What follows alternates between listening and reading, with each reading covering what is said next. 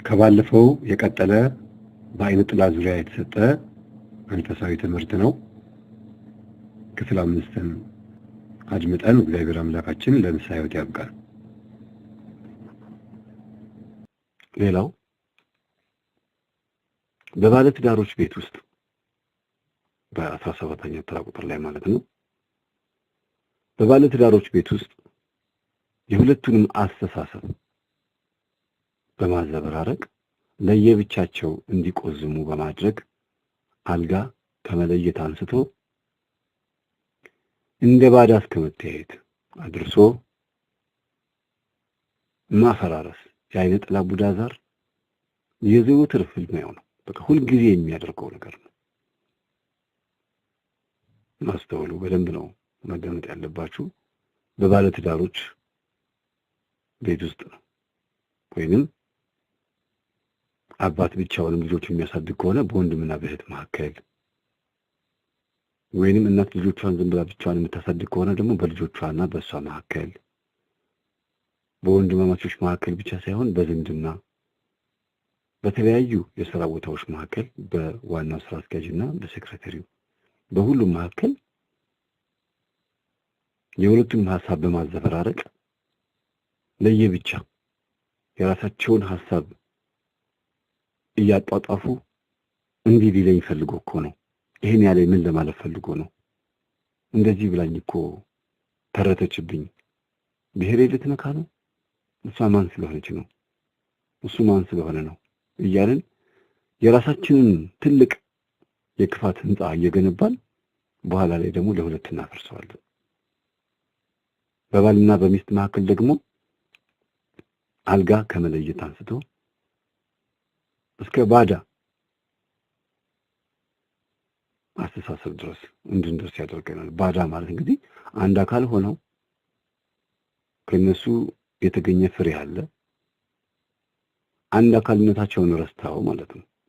ባዳ መሆን ከመለያየት አንስቶ እንደ ባዳ እስከ መለያየት አድርሶ ማፈራረስ ይወዳል። አልጋ መለየት ቀላል ሊመስል ይችላል፣ ግን ሁለቱም አልጋ ለይተው ጤነኛ የሆነ እንቅልፍ አይተኙም። አንደኛ ለልጆች ጥሩ አይደለም፣ ሁለተኛ ነገር ደግሞ ለስሜትም ለትዳሩም ለስሙም ጥሩ አይደለም። ግን ምን ማድረግ ይቻላል? ያለው አማራጭ እንደዛ መሆን ነው ብለን እንድናስብ ያደርጋል። ሴት ዛር አይነ ጥላ በተለይ ወንድ ላይ ካለች ሚስት ላይ ታርፍና ሁልጊዜ ነገረኛና ነዝናዛ ጠዝጣዛ እያደረገች የሚስትነት ባህሪ ሙሉ በሙሉ ከሷ ላይ እንዲጠፋ አድርጋ ሚስትን ከቤት የማስወጣት ወደ ቤተሰቦቿና ወደ ዘመዶቿ እንድትሄድ የማድረግ ትልቁ ስራዋ ነው።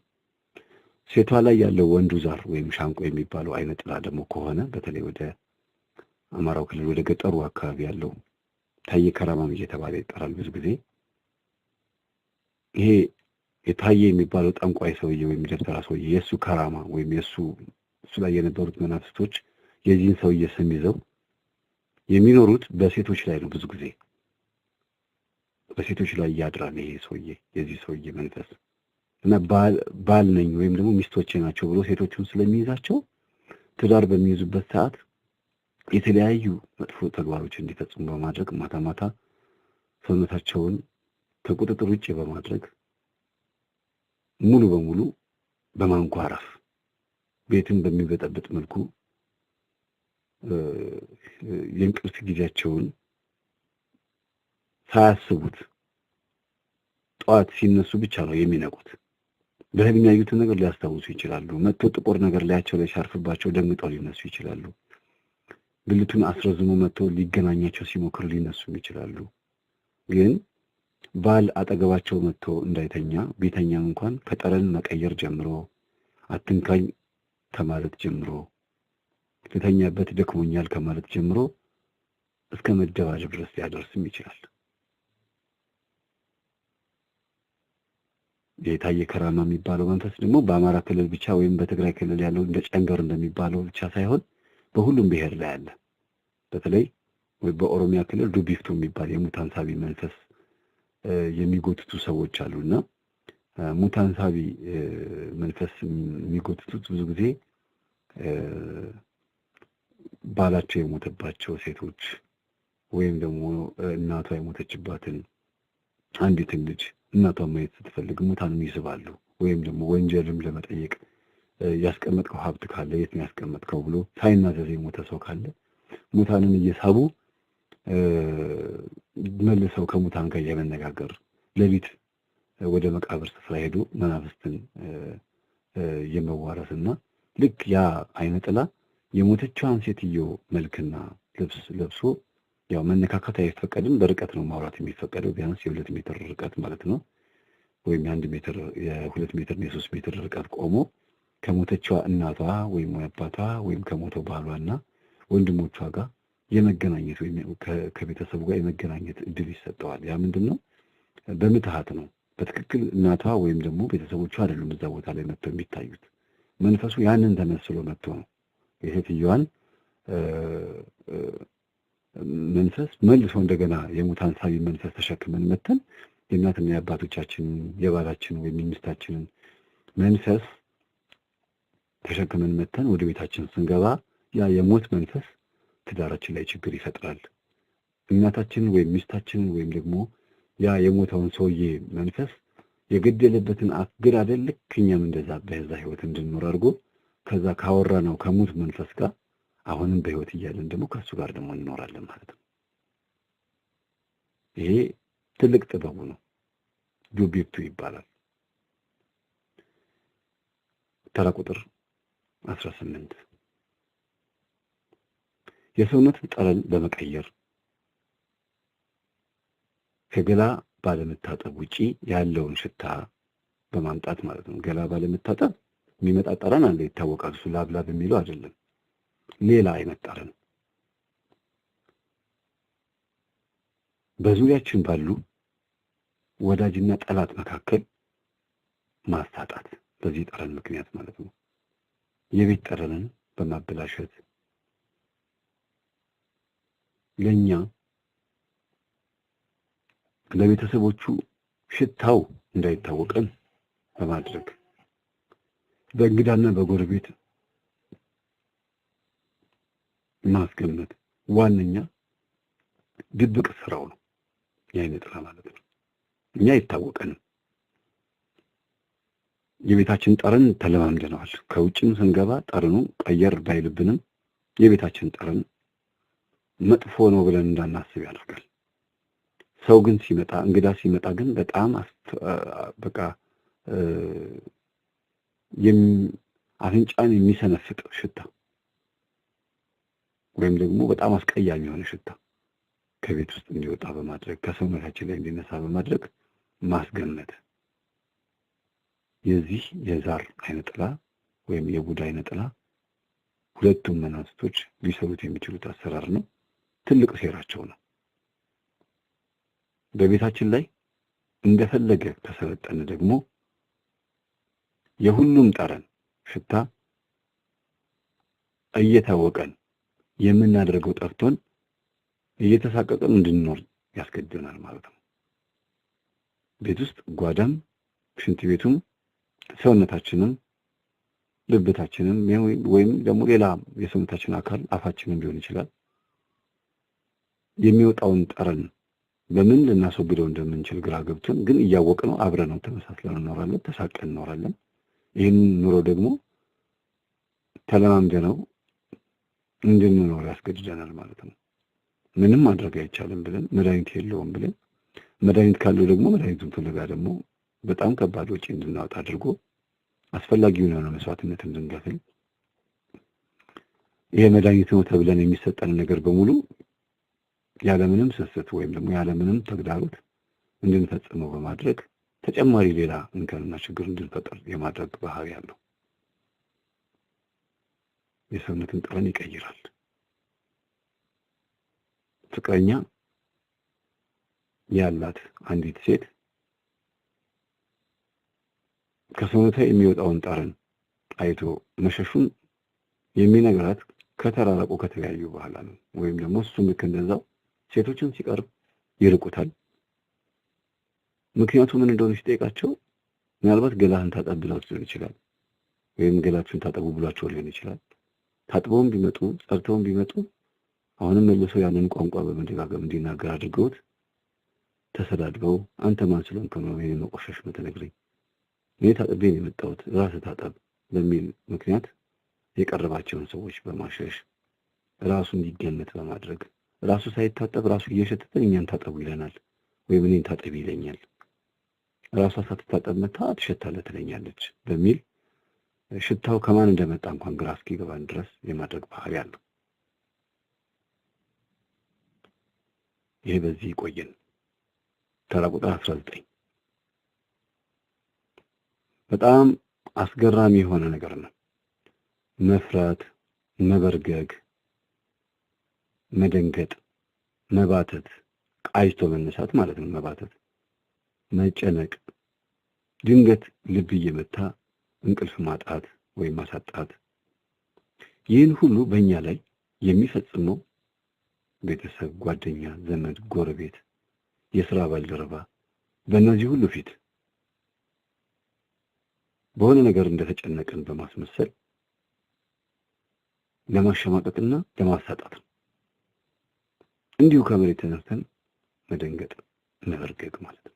መፍራት፣ መጨነቅ፣ እንቅልፍም ከሆነ ቃይተን መነሳት፣ ድንገት ልብ እየመታ እንቅልፍ ማሳጣት ወይም ደግሞ ምን ሆኜ ነው ማስባል፣ የድንጋጤ ህይወት እንድንኖር በማድረግ ማለት ነው። መፍትሄ ፍለጋ ስንኳትንና ስንፈልግ ደግሞ ከስነ ልቦና ባለሙያ እስከ ሳይካትሪስት መናፍስት ጠሪ ማለት ነው። እናንተ የፈለጋችሁትን በሉት። መናፍስት ጠሪ፣ ደብተራ፣ ጠንቋይ፣ ሲኒ ዘቅዝቆ እድልን ለማንበብ የሚያዩ መዳፍ የሚያነቡና ማንነትን የሚናገሩ የታረደ እንስሳ አካል በማየት ሞራ ገላጮች ሆነው በርኩስ መንፈስ የሚተነብዩ ኮከብ ቆጣሪዎች፣ ቃልቻዎች፣ ባላውሊያዎች፣ ዛር አንጋሾች፣ በቡና ከዳሚዎች ወደ እነዚህ በመምጣት ተጨማሪ ችግሮችን በራሳችን ላይ እንዲሁም ደግሞ በውስጣችን ባለው ዛር ቀስቃሽነት በሌሎችም ላይ ጠንቅ እስከምንሆን ድረስ ያደርሰናል። እኛነታችንን ጎድተን በእኛ በተጎዳነው ጉዳት ደግሞ ሌላን ሰው እስኪጨነቅ ድረስ ማለት ነው። ይህንን የፍርሃት፣ የመበርገግና የመደንገጥ፣ የመባተት ችግራችንን መፍትሄ ስንፈልግለት ራሳችንን ወድቀን የምናገኘው ራሳቸውን ባላወቁ ከመናፍስቱ ጋር በተለማመዱ ሰዎች ላይ ነው ማለት ነው። የእነሱ መዳፍ ላይ ቁጭ ብለን እናገኘዋለን። ወደ ጸበል፣ ወደ ቅዳሴ፣ ወደ ጸሎት፣ ወደ ስግደት፣ ወደ ስጋው ደሙ ወይም ወደ ተለያዩ መንፈሳዊ አገልግሎቶች ከመሄድ ይልቅ የሚቀናን ወደዛኛው ነው። ምክንያቱም የዛር አይነ ጥላ ስለሆነ ራሱ ወደሚፈልገው መንገድ ያዞረናል። በቁጥር 15 ላይ እንደተናገርኩት ማለት ነው። ነገሮችን በሙሉ ወደ ራሱ አቅጣጫ ያዞራል ብያችሁ ነበረ። ልክ እንደዚህ ሁሉ አሁንም አይነ ጥላ ስላለባት ነው ባል ማታገባው። እስቲ አይነ ጥላዋን ገፈፍላት ይባላል።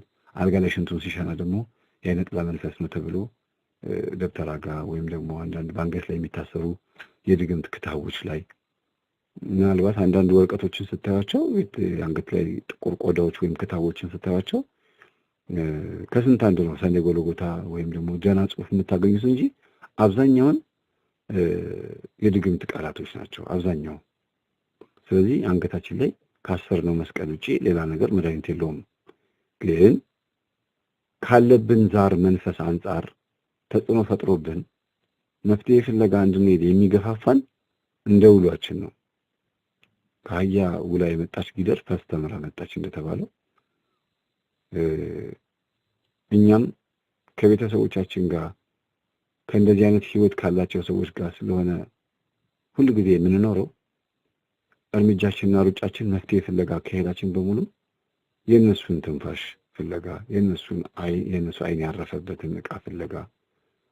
ጅብ ሞተ ሲባል ለቡዳ መድኃኒት ጥሩ ነው ይባላል፣ ለሚቃዥ ልጅ ጥሩ ነው። ከዛ ያንን ጅብ ሄዶ በቢላ ቆራርጦ ቅንድቡን፣ ምኑን፣ ቆዳውን ቁርጥርጥ አድርጎ ለመውሰድ እስቲ ያስቡት። እንዴት የጅብ ቆዳና የጅብ ቅንድብ ለቡዳ መድኃኒት ይሆናል? ሂዱ አጋንንትን በአብ በወልድ በመንፈስ ቅዱስ ስም ከሰዎች ላይ ያወጣችሁ ሕዝቤን ደቀ መዛሙርት አድርጉ፣ አጋንንትን አውጡ። ሉቃስ ወንጌል ምዕራፍ 10 ላይ በስሜ ሂዱ አጋንንት ይገዙላችሁ ብሎ ሐዋርያትን የላካቸው ስለ ስሙ ነው፣ በጅብ ስም አይደለም። እንዴት የጅብ ቆዳ መናፍስትን ወይም ቡዳን ያባርራል? አይነ ጥላ እንዴት ያባርራል? ጅብ ሞተ ሲባል ወይም በከተማ ውስጥ አንድ ጅብ ሞተ ሲባል መድኃኒት ነው ተብሎ ያንን ስጋ መውሰድ ማለት ከአንድ ክርስቲያን ይጠበቃል? ወይም ደግሞ እግዚአብሔርን አውቃለሁ ከሚል አንድ ምዕመን ሕዝብ ይሄ ይጠበቃል? አይጠበቅም። ግን የግድ እዚህ ቦታ ላይ እንድንሄድ የሚያደርገን በቡዳ የተበላን ሕዝቦች ስለሆነ ነው። የሰው ቡዳ የበላቸው ሰዎች ማለት የሰው ጅብ አለ ተብሎ ስለሚታመን ያንን ቆዳ ሲያቃጥሉት ይለፈልፋል ይባላል። አሁን ስለ ቡዳ መንፈስ በሌላ ትምህርት በሌላ ጊዜ በደንብ በሰፊው ልክ አሁን ስለ አይነ ጥላ በደንብ እንደማብራራላችሁ ስለ ቡዳ በደንብ አድርገን እንነጋገራለን። እዚህ ላይ ማንሳት አይገባኝም። ግን ለተጨነቅንበት፣ ለፈራንበት፣ ለበረገግንበትና ለቃዠንበት መድኃኒትና መፍትሄ ይሆናል ብለን የምናመጣቸው ነገሮች በሙሉ በእኛ ላይ ተጽዕኖ ፈጣሪነታቸው ከባድ ነው። ምክንያቱም ካለብን መናፍስትና የመናፍስት አሰራር ኑሮ ልማድ አንጻር ነው የምንኖረው እንጂ አባቶቻችን ባስተማሩ መስመር ሄደን አናውቅም። ብንሄድም እንኳን ለይምሰልና ሐሳብን ለማሟላት ወይም ደግሞ ላይ ድረስ ወጉንና ባህሉን ለመጠበቅ ያክል ብቻ ነው። ስለዚህ መፍትሄ ፍለጋ በምንሮጥበት ሰዓት፣ መፍትሄ ፍለጋ በምንኳትንበት ሰዓት የምናመጣቸውን መዘዞችም እያሰብን መሄድ አለብን። ተራ ቁጥር 20 በዚህ ተራ ቁጥር ላይ የምናየውን ሐሳብ ብቻችሁን ባታዳምጡት ጥሩ ነው። ከሰዎች ጋር ሆናችሁ እንዲሁም ደግሞ ይሄ ነገር አንቺም አይተሽዋል፣ ይሄ ነገር አንተም አይተኸዋል፣ እናንተ ቤት ይሄ ነገር አለ፣ እኔ ይሄ ነገር አጋጥሞኛል እስቲ እያላችሁ ተነጋገሩበት። እንዲህ ነው። ሌሊት በረጅም ሰው ቅርጽና በጥቁር ጥላ ማንነት እየተገለጸ ወይም እየተገለጸች ብልቷን ወይም ብልቱን በማሳየት እየተንዘላዘለ በመምጣት ወይንም እርቃን ሆኖ በመታየት ሰውነት ላይ በመጫን ትንፋሽ እስኪያጥረን ድረስ በማፈን ማስጨነቅና ዘርን ማስፈሰስ የዘወትር ስራው ነው። ወይንም የወሲብ ዘራችንን የሚያስፈሰን ጉልበታችንን እንዲደክም ነው። ምክንያቱም ከዚህ በፊት እንደነገርኳችሁ አንድ ጊዜ የሚወጣን ፈሳሽ ለ3 ቀን ቁርስ፣ ምሳ፣ እራት የተመገብነውን ነው። በተከታታይ ካፈሰስንም የበለጠ ያዳክመናል፣ ወገባችንን ይዘናል ማለት ነው። ስለዚህ ሌሊት ሴት ዛር ወይንም ወንድ ዛር ቡዳ ወይም አይነ ጥላ መጥቶ ያልተዘፈዘፈበት ጥቁር ነገር መጥቶ ያልተኛበት ወይም መጥቶ ትንፋሽ እስኪያጥረን ድረስ ላይ ያልተኛበት ሰው ካለ ጥቂት ሰው ነው። እሱ ከስጋው ደሙ ጋር የሚኖር ሰው ነው መሆን ያለበት። ባይሆንም እንኳን ይሄ ነገር እኔ ላይ ሆኖ አያውቅም ባይልም እንኳን ሴት ዛር አይነ ጥላ ወንዱ ላይ ከሌለች ሌላ አይነት ዛር አይነ ጥላ ከሆነ ነው ይሄ ነገር ያልተከሰተው። ወይም ደግሞ ሴቷ ላይ ደግሞ ወንዱ ዛር አይነ ጥላ ሻንቆ ማለት ነው። ወይም ደግሞ ወንዱ ዛር አይነ ጥላ ሴቶችን ከቤ የሚያስብላቸው አሉ። በየሰፈሩ አንዳንድ ወንድ ሴቶች አሉ ፓንክ ተቆርጠው ሱሪ ለብሰው አረማመዳቸው፣ ስታይላቸው፣ እግር ኳስ አጨዋወታቸው ወይም ደግሞ አነጋገራቸው፣ ስታይላቸው በሙሉ የወንድ ስታይል እና ለሴቶች ምንም ግድ የሌላቸው ሴቶችንም ወንዶችንም በኩል አይን እያዩ ልክ ወንድ ልጅ ያለውን ባህሪ የሚያላብሳቸው ወንድ ዛር አይነ ጥላ ነው ሴቶች ላይ ያለው። ይሄ መንፈስ ደግሞ ሴቷ ላይ ካለ ሁሉ ጊዜ የትዳርን ሐሳብ እንዳታስብ ብታስበውም እንኳን የማይሳካላት እንደሆነ በማድረግ ከሴቶች ህይወት በማራቅ ወንዳ ወንድ ባህሪ በማላበስ ሁልጊዜ ከወንዶች ጋር እየኖረች ግን የወንድ ጓደኛ የማይኖራት ሴት አለች። የፍቅር ጓደኛ የማይኖራት ቢኖራትም ለወሲብና ለዝሙት ብቻ ወይም ደግሞ ለጊዜያዊ ስሜትና ደስታ ብቻ። ይሄንን ስሜት የሚፈጥረው ሌሊት እየመጣ የሚገናኛቸው ጥቁር ጥላ ሆኖ ብልቱን እያንዘላዘለ መጥቶ የሚገናኛቸው ከእናት ወይም ከአባት ወይም እናትና አባት ጠንቋይ ቤት ወይም አውሊያ ቤት ሄደው አፍሰው የመጡት መንፈስ ባህሪ ነው ማለት ነው በልጆቻቸው ላይ የሚከሰተው። ቅርጹ በጣም ረጅም ነው። በመጽሐፍ ቅዱስ ውስጥ ኔፊሊም ወይም ደግሞ ራአይት በፈረንጆቹ ደግሞ ሮሃኒያ ፊልም ሁሉ ሰርተውበታል። አቫተር የሚባሉ ረጃጅሞች ጄምስ ካሜሮን የሰራው ማለት ነው። ይህንን ቁመተ ረጃጅም መንፈስ አይነ ጥላ ሆኖ በዚህ አሁን ባለንበት ዘመን በህልም ብቻ የሚታይ ሆኖ የመጣው ያን ከተማማሉበት ጊዜ ጀምሮ ነው ማለት ነው። በመጽሐፈ ሄኖክ ምዕራፍ 2 ላይ በሰው ልጅ ልቦና ውስጥ ወይና ህሊና ውስጥ ለማደር ተማምለዋል። ስለዚህ በግልጽ ከመታየት ይልቅ ተሰውሮ መታየትን ወደው በጣም ለሚገብርላቸው ሰው ብቻ ነው ፊት ለፊት የሚገለጹት። አንዳንድ ሴቶች ቡና ዕቃ ያቀርባሉ፣ ኢጃም ይለብሳሉ፣ ወይም ደግሞ አንዳንድ ሽርጥ ያደርጋሉ፣ ኩል ይኳላሉ፣ ሊፕስቲክ ይቀባሉ። በጣም አብረቅራቂና ብልጭልጭ የሆነ ነገር ተቀብተው ሽቶ ተነስንሰው፣ በተለይ ሽቶ ሰንደሉ ተለኩሶ ዕጣኑ ተጭሶ ልባንጃው ማለት ነው ቡናው ተፈልቶ ግን በቤት ውስጥ ማንም የለም። እነሱ ብቻ ናቸው ቡና የሚጠጡት። ማለትም አንዲት ሴት ብቻዋን ቁጭ ብላ ማለት ነው። በሩ ይዘጋል ወይም ገርበብ ይደረጋል። የቤት ሰራተኛ እዛ ቤት ውስጥ እንድትገባ ከተፈቀደላት ስራ ልትሰራ ነው። ግን የተወሰነ ደቂቃ ያክል ብቻ ነው እንድትገባ የሚፈቀድላት። ከዛ በኋላ የእናትና የአባቷ ዛር ስለሆነ የተዋረሳት አይነ ጥላው መጥቶ ቡና እንደሚጠጣና አብሯት መጥቶ ቡና እየጠጣ እንደሆነ በደንብ ስለምታውቅ ሌሊት መጥቶ የሚገናኛት መንፈስ ቀን ቀን ከሷ ጋር መጥቶ ቡና ሲጠጣ፣ እንዲሁም ደግሞ የቤተሰቦቼ የአባቴ እናቴ ከራማ ነው የሚፈልገው ነገር እስከሰጠሁት ድረስ ወይም ደግሞ የሚፈልገው ነገር እስካቀረብኩለት ድረስ እኔን አይተናኮለኝም ብላ ስለምታስብ የቡና ሰዓቱን ሳታጓድልና ሳታፈረስበት የሚፈልገው ነገር ትገብርለታለች፣ ራሷን ትሰጠዋለች። በምድር ላይ ሰላም ሆና ልትኖር ትችላለች። ይህች ሴት ግን በቁም ያለች ስጋ ለብሳ አጋንንት ከመሆን ያለፈች አይደለችም። ስለዚህ ወንድ ዛር አይነ ጥላ ያረፈባቸው ሴቶች ብዙ ጊዜ ምንዝር ጌጥ ያበዛሉ ማለት ነው።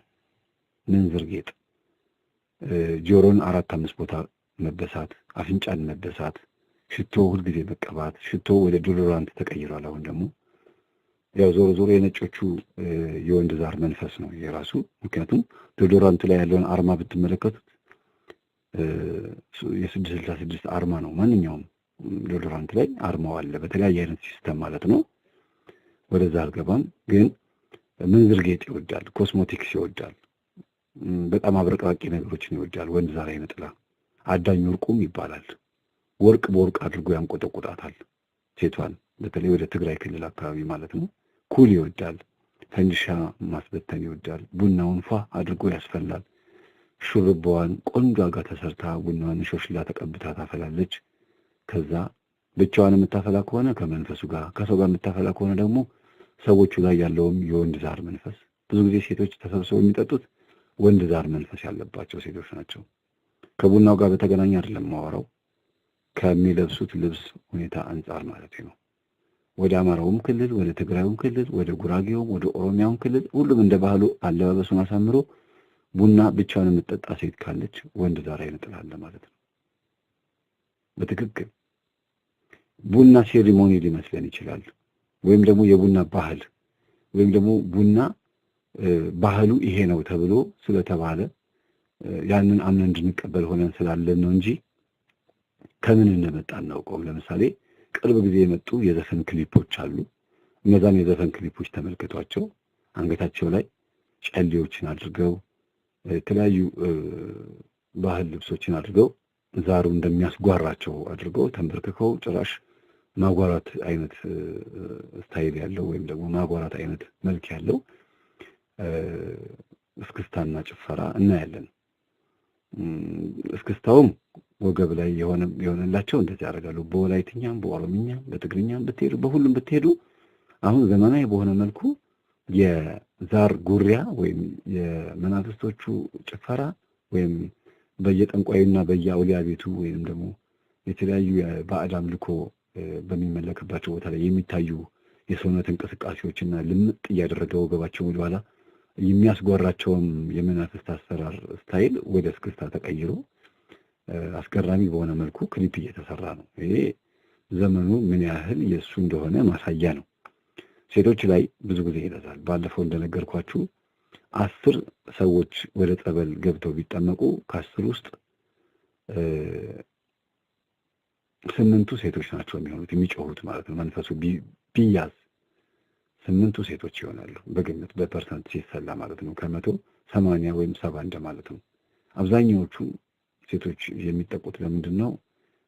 በትምህርት የመጨረሻ ላይ ከመጽሐፍ ቅዱስ አንጻር እናየዋለን። አይነ ጥላ ያረፈባቸው ሴቶች ከመጽሐፍ ቅዱስ ውስጥ እንዴት አይነት ባህሪ እንዳላቸው መጽሐፍ ቅዱስ ውስጥ አይነ ጥላ እንዴት ብሎ እንደተጀመረ የተለያዩ አባቶቻችን ስለ አይነ ጥላ ምን እንደተናገሩ በደንብ አድርገን እንመለከተዋለን። ወደዚህ ወደሚቀጥለው ቁጥር ስንመጣ የአይነ ጥላ መንፈስ በሴቶች ላይ በደንብ ጎልቶ ይታያል የሚለውን ያዙልኝና በዚህኛው ነጥብ ላይ ቁጥር 21 ላይ እንምጣ። በቁጥር 21 ላይ የሚገርመኝ አንድ ነገር አለ። በብዙ ጥረት ያለፍናቸው መሰናክሎች አሸንፈን ለውጤት ሊበቃ ጫፍ የደረሰውን ዓላማና እቅድ ከንቱ በማድረግ በማበላሸት በማብሸቅ ወደ ተለያዩ ሱሶች የመውሰድ ብቃት አለው። ይሄን የሚያደርገው ግን ዛር አይነ ጥላ ነው። አብሮን ይኖራል፣ አብሮን ይሰራል። ቅጥረኛ አድርጎ ነጋዴ አድርጎ ከተራ ትምህርት ጀምሮ እስከ ፕሮፌሰርነት ደረጃ ደርሰን ግን በህይወታችን ላይ ጠብ የማይል ነገር እናገኛለን። አንዳንድ ይቅርታ አድርጉልኝ ለምጠቀምበት ቃላት፣ አንዳንድ ምሁራን ወይም አንዳንድ በጤንነት ዙሪያ ላይ የተመረቁ በዶክተርነት የተመረቁ ወንድምናቶች ወይም አባቶች ለራሳቸው የማይጠቀሙበትና ሊያስወግዱት ያልቻሉትን መጥፎ የሆነ ልማድ እያደረጉት ሰዎች እንዳያደርጉት ያስተምራሉ።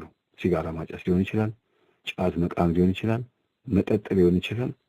ከህብረተሰቡ ሳይለዩ የህብረተሰቡንም ኃጢአትና ልማድ እያጨማለቁ ሰውን መምከር ይሞክራሉ። በብዙ ጥረት ለፍተን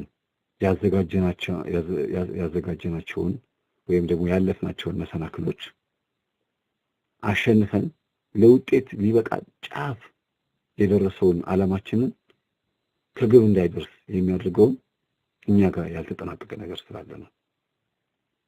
ከመናፍስት ጋር በተገናኘ የተላመድናቸውን ነገሮች ማስወገድ የማንችልበት መስመር ውስጥ ስለገባን ነው። ከንቱ ማድረግ በማበሳጨት ወደ ተለያዩ ሱሶች ውስጥ ይከተናል። የመጠጥ ሱስ በተለይ 2 ቢራ ወይም 2 ድራፍት ወይም 2 መጠጥ መጠጣት ምናልባት ለአንድ ኖርማል ሰው ከምግብ በኋላ ያ የሚጠጣው መጠጥ ምግብ ማዋሃጃ ነው፣ ልክ እንደ አምቦ ነው ሊል ይችላል። ግን 10 ቢራ መጠጣት አሁንም ሽንት ቤት እየሄዱ ድራፍት እየጠጡ እየመጡ ሽንት ቤት እየሄዱ እየሸኑ እንደገና ተመልሰው መጥቶ መጠጣት መገልበጥ ገንዳ ከመሆን ወይም አጠራቀሚያ በርሜል ከመሆን ምን ይተናነሳል? ከዛ ገንዘባችንም ያልቃል፣ አእምሯችን በመጠጥ ይደንዛል። በተለይ ይህንን ነገር የሚያደርገው ወሰን ጋላ የሚባል መንፈስ ካለ ነው። ገላ ማለት በአረብኛ ግመል ማለት ነው። ድንበር አልፎ የመጣ መንፈስ ማለት ነው። ወሰን ድንበር አልፎ የመጣ መንፈስ ነው። ብዙ ጊዜ ስማችሁ ወሰን ተብሎ የተጠራቸው ሰዎች ከዚህ ጋር በተገናኘ ከበድ ያለ አሰራር አለ። ዝም ብሎ አይደለም ይሄ ስም የሚወጣው። የስም አጠራር ላይ ራሱ በጣም ከባድ የሆኑ ነገሮች አሉ። አደፍርስ የሚባል ስም ያለው ሰው የፈለገ ስራ ሰርቶ መጨረሻ ላይ ለቁም ነገር ልብቃ ሲል ይደፈርስበታል። ጫኔ የተባለ ሰው ምንም ነገር ቢሰራ ሰውን የሚጫን ራሱንም የሚጫን ከባድ የሆነ ስራ ነው የሚሰራው። ሽጉጤ አንዳንድ በጣም ከባድ የሆኑ ስሞች አሉ። በላቸው በጣም ብዙ ስሞችን ማምጣት ትችላላችሁ። አሁን ቦታው አይደለም፣ ግን ተጽዕኖ የሚፈጥሩብን ብዙ ነገሮች አሉ አኗኗራችን ውስጥ ከግብ እንዳንደርስ የሚያደርጉ ህይወታችን የተበላሸ እንዲሆን። ለምሳሌ አሰግድ ወይም አሰገደች የተባለች አንድ ሴት ወይም አንድ ወንድ ማንን ነው የምታሰግደው? አስቡት እስቲ ስሙን። ወደ እግዚአብሔር ነው ያሰገደችው? አሰግዳ ታውቃለች? ግን እንደዛም ከሆነ ወይም አሰግድ የተባለው ሰው ሰዎችን አሰግዷል? ወደ ማን? ወደ እግዚአብሔር ነው ወይስ ወደ ራሱ እግር ነው ያሰገደው? ወይስ ወደ ጠንቋይ እግር ነው ያሰገደው? ይሄ ስም ከምን ጋር በተገናኘ ነው? አሰገደ ወይም አሰግድ። አሰግድ ማለት እኮ አሰግዳቸው ማለት ነው። አሰገደች ማለት ደግሞ አሰግዳለች ማለት ነው። ይህቺ ማናት ሲባል ይህቺ ልጅ ስሟ ይወጣላት ወይም ይሄ ስም ይወጣለት ሰው ቤተሰቦቹ ይሄን ስም ለምን እንዳወጡለት ይጠይቅ።